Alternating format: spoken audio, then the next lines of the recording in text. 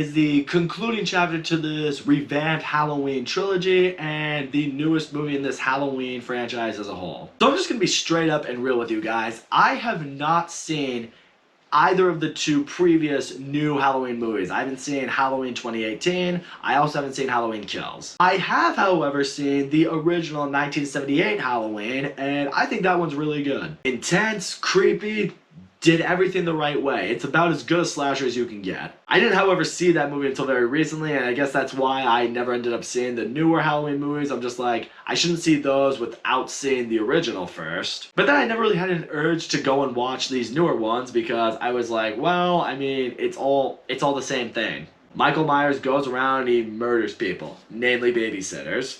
There you go. However, I was interested in seeing this one because, you know, I'm getting in the actual Halloween spirit and, you know, they're marketing this as the final Halloween movie for, you know, however long it's going to be. So I'm just like, might as well see how this ends. I got a lot of thoughts on this movie, so here's what I need to let you guys know. The trailer for this movie made it out like the premise of this movie, or the whole point of this movie, was going to be Laurie Strode and Michael Myers going head-to-head, duking it out in one final battle that's just going to end it all. But I gotta be honest with you guys, this is one of those instances where the trailer makes it out to be one thing, and it's not really that. Because of that, I need to get into some spoiler territory here, but my guess is if you really wanted to see Halloween Ends, you probably saw it this past weekend, so I don't think I'm an asshole for really doing this. Granted, I used to make these kind of videos all the time, so hey, what the fuck do I have to lose? Basically, the actual plot of the story is there is this guy who is in town. He was convicted of a, not really murder, but a manslaughter from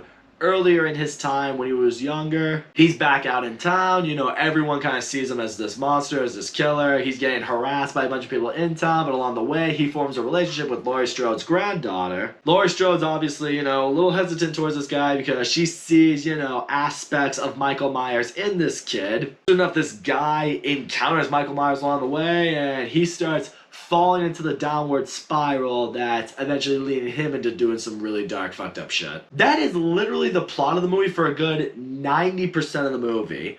And here's what I will say.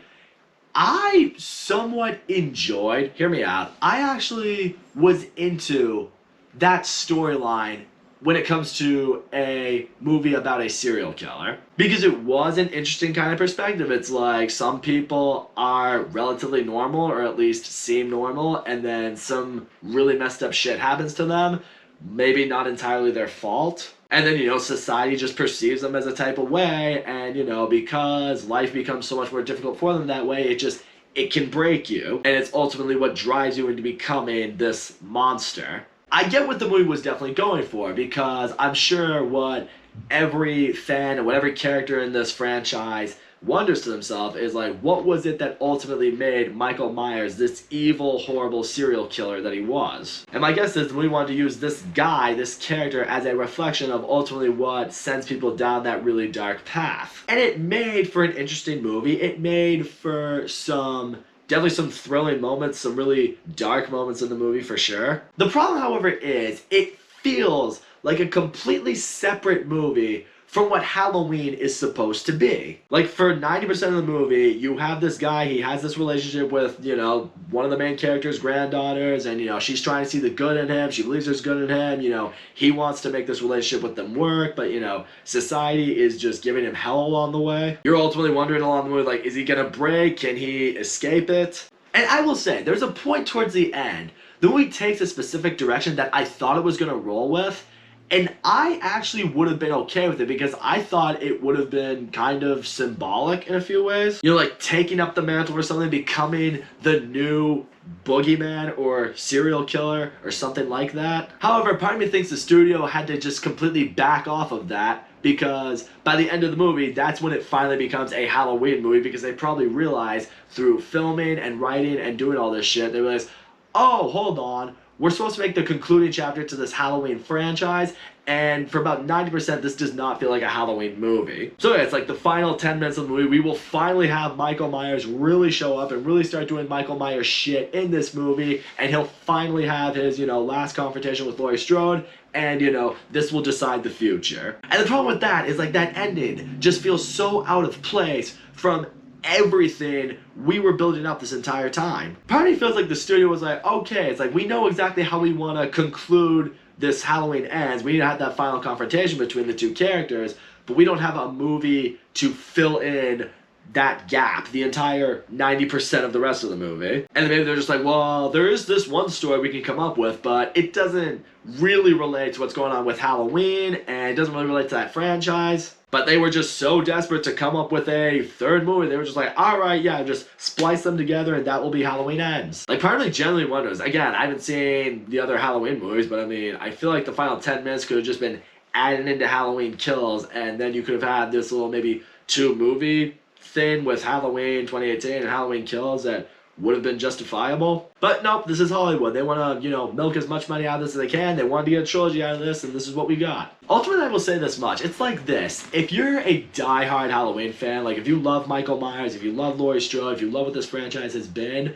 you're probably going to hate this movie because it doesn't really feel like a Halloween movie. If you're more like me, though, and you're a lot more loose with this franchise and loose with these characters, you actually will probably be able to enjoy this movie for what it is, which is ultimately a dark horror character piece about someone who's going down the corruption that turns people into serial killers. It's kind of like this. Remember when you were in high school and the teacher was saying, like, okay, write a story about something like this, like relating to this moment. And maybe you do what I would do and you just start kind of writing it out as you go, and you're actually onto a really good story, and you're thinking, all right, I mean, it's loosely based off what the teacher asked me to write about, so maybe if I can make it, sound really good, I'll get, some credit for that. But then you ultimately realize, like, okay, I'm down to like the final few sentences of the paper and I still haven't really addressed what the teacher told me to write about.